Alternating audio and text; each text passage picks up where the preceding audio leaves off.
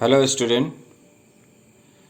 Today our topic for discussion is political parties, class 10th, political science.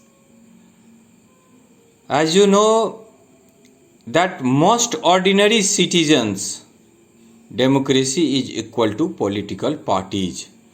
बहुत सारे ऐसे लोग हैं जो पॉलिटिकल पार्टीज को ही डेमोक्रेसी मानते हैं। जैसे पॉलिटिकल पार्टीज मतलब कि बीजेपी मान लीजिए, लेकिन वो बीजेपी को नहीं जानते, वो सिर्फ नरेंद्र मोदी को जानते हैं। आरजेडी को वो नहीं समझते, वो लालू यादव को समझते हैं। और डेमोक्रेसी, कॉन्स्टिट्यूशन, फेडरलिज्म ये सब तो जानते ही नहीं है। मतलब क्या होता है कि लोगों का जो जुड़ाव है वो पॉलिटिकल पार्टी से डायरेक्ट है, अपने लीडर से उनका जो जुड़ाव है वो बिल्कुल डायरेक्ट है। Parties have become identified with social and political division. अब क्या होता है कि पार्टीज पे ये हमेशा ब्लेम लगा हुआ रहता है कि वो सोशल एंड पॉलिटिकल डिवीजन करते हैं समाज में वो बांटने का काम भी करते हैं। अगर किसी आदमी के पास सोशियो इकोनॉमिक डिफरेंस है या वो पिछड़ा हुआ है तो उसका भी ब्लेम जो है वो पॉलिटिकल पार्टी के सर पे फोड़ते हैं। चूंकि पॉलिटिकल पार्टी जो है या डेमोक्रेटिक कंट्री में आप देखिएगा इन 100 सालों में कि पॉलिटिकल पार्टी जो है वो ओमनी प्रेजेंट हो गए, जबकि पहले का अगर रिकॉर्ड देखिएगा तो बहुत कम पॉलिटिकल पार्टीज हमें देखने को मिलता था। इंडिया में बहुत सारे पॉलिटिकल पार्टी है, मल्टी पार्टी कंट्री है, that is omni present. Political party जो है वो सभी जगह आपको मिल जाएगा। अब इसके बाद आता है कि कैसे पॉलिटिकल पार्टी को आप डिफाइन कीजिएगा। तो पॉलिटिकल पार्टी के बारे में आता है कि ये political party is a group of people who come together to contest election, they have same ideology and hold power in the government. Political parties में जनरली एक ही विचारधारा के लोग रहेंगे। They have same idea, same strategy, same ideology. सभी का ऐसा नहीं होगा कि ग्रुप के सभी लोगों का अलग होगा। जो पार्टी का जो सिद्धांत रहेगा उसी के हिसाब से उसको काम करना होगा। अब यहाँ पे होता है कि हर एक पार्टी का कलेक्टिव गुड्स जो होता है, सामूहिक हित जो होता है वो अलग अलग होता है। कोई जो है वो एजुकेशन एक मुद्दा है उसको बना करके चलते हैं, कोई जो है वो चाइल्ड डेवलपमेंट को लेकर के चलते हैं, गर्ल एजुकेशन को लेकर के चलते हैं, जॉब को लेकर के चलते हैं। इस तरह के कलेक्टिव गुड, हर एक पॉलिटिकल पार्टी अपना जो कलेक्टिव गुड है वो दूसरे के तुलना में बेहतर मानते हैं और ये लोगों से वादा करते हैं कि हमारा जो कलेक्टिव गुड्स है वो दूसरे से अलग है और बेहतर है, इसके आधार पे आप हमें वोट कीजिए। वो रैलियां निकालते हैं, लोगों को आकर्षित करते हैं अपने कलेक्टिव गुड्स के आधार पे। Parties reflect fundamental political division in a society and thus involve पार्टीशनशिप। Political parties क्या करता है, वो फंडामेंटल पॉलिटिकल डिवीजन करता है। अगर मान लीजिए एक पार्टी है वो दूसरे पार्टी से अपने को बेहतर बना रहा है तो निश्चित रूप से जो दूसरे पॉलिटिकल पार्टी होगा या जो एजेंडा है उसके विरुद्ध वो काम करेगा, उससे अलग काम करेगा। तो क्या हुआ, जो एक पॉलिटिकल पार्टी को सपोर्ट कर रहा है, जो लोग दूसरे पॉलिटिकल पार्टी को सपोर्ट कर रहे हैं, तो इनके बीच में क्या होगा, डिवीजन स्पष्ट रूप से देखने को मिलेगा। और ये डिवीजन जो है वो हमारे समाज में, हमारे सोसाइटी में पार्टीशनशिप का काम करते हैं। ओके, अब आता है कि पार्टीज आर नोन विथ, कोई भी पॉलिटिकल पार्टी जो है वो अपने पॉलिसीज के आधार पे ही जाना जाएगा।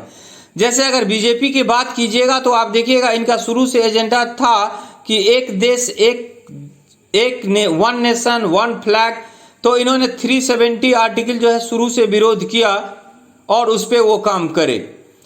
तो जो पॉलिटिकल पार्टी है उसका एक एजेंडा होता है, एक निश्चित एक स्पष्ट पॉलिसी होता है। जैसे सोशल बेस मतलब सामाजिक आधार, जैसे हम बात करते हैं मायावती की बीएसपी, तो उनका जो सामाजिक आधार है वो दलित वोटर उनके तरफ ज्यादा रुख करते हैं, क्योंकि उनकी जो पॉलिसी है वो दलित वोटर को ध्यान में रख करके ही या दलित को ध्यान में रख करके ही काम किया जाता है।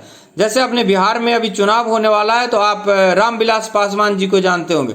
इनमें क्या है कि ज़्यादा से ज़्यादा दलित लोग जो है वो इनके पॉलिसी से खुश होते हैं और पार्टी जो है इनके हित में काम कर दिए। तो मेरे कहने का मतलब हुआ, कोई भी पॉलिटिकल पार्टी अपनी पॉलिसी और सोशल बेस के आधार पे जाना जाता है। उनका पॉलिसी और सोशल बेस उनको पहचान दिलाता है, उनको विक्ट्री दिलाती है। कोई भी पॉलिटिकल पार्टी जो होगा उसमें 3 कंपोनेंट निश्चित रूप से आपको देखने को मिलेंगे। पहला the leader, the active member and followers. Leader की बात करेंगे तो लीडर वो जो प्रमुख, जैसे बीजेपी, तो बीजेपी को उतने लोग नहीं जानते जितने नरेंद्र मोदी को जानते, मतलब इतना ज्यादा लोकप्रिय चेहरा। तो नेता जो होगा वो ज्यादा से ज्यादा लोकप्रिय होगा लालू प्रसाद यादव आरजेडी से। तो मान लीजिए कि लीडर हमेशा क्या होगा, लीडर बहुत ज्यादा एक्टिव होता है। लीडर के पॉलिसी से, लीडर के चेहरे पे, लीडर के बातों को, उनकी रैलियों को सुन करके लोग जो हैं वो प्रभावित होते हैं। तो पॉलिटिकल पार्टी में लीडर का बहुत अच्छा स्थान होता है। एक्टिव मेंबर, ये ऐसे मेंबर होते हैं जो सामने नहीं आते हैं लेकिन पीछे का जो भी रणनीति है वो यही तैयार करते हैं। चुनावी सभा का तैयारी करते हैं, वोटर को रिझाने के लिए कौन सा कर्ज माफ करना है, कौन सा बेनिफिट देना है, ये वही डिसाइड करते हैं। और लास्ट आता है कि फॉलोअर्स। जनरली फॉलोअर्स जो है, फॉलोअर्स हम लोग जो हम उनको फॉलो करते हैं, हमेशा पॉलिटिकल पार्टी इस तरह का काम करती है कि उनके फॉलोअर ज्यादा से ज्यादा बढ़े। चुनावी रैलियों में इस तरह का घोषणा करते हैं कि उनको फॉलोअर बढ़े। बाढ़ आ गया तो बाढ़ के लिए इस तरह की नीति बनाते हैं कि ज्यादा से ज्यादा लोगों को बेनिफिट हो और वो हमें फॉलो करे। ओके, अब उसके बाद आता है कि पॉलिटिकल पार्टी जो है इंडिया में, तो जैसे चाइना में सिंगल पॉलिटिकल पार्टी है, लेकिन इंडिया में क्या है कि ये पॉलिटिकल पार्टी कोई भी आदमी जो है वो ऑर्गेनाइज्ड ग्रुप करके पॉलिटिकल पार्टी का निर्माण कर सकता है। और उसके बारे में registration of political parties under section 29A, this one is the article of the representation of the people act 1951। 1951 में ही एक एक्ट आया आर्टिकल 29AA के तहत कि कोई भी आदमी जो है वो पॉलिटिकल पार्टी का निर्माण कर सकता है, ये हमारा राइट है। अब उसके बाद आता है कि पॉलिटिकल पार्टी का फंक्शन क्या है। तो मेनली पॉलिटिकल पार्टी जो है वो क्या करते हैं, पॉलिटिकल ऑफिसेज, मतलब कि चुनावी पद या जो नेता के द्वारा जो पद है उसको भरते हैं और एक्सरसाइज पॉलिटिकल पावर, और उन पावर का इस्तेमाल करते हैं। In next video, we discuss more about the function of the political parties. Okay, thank you very much.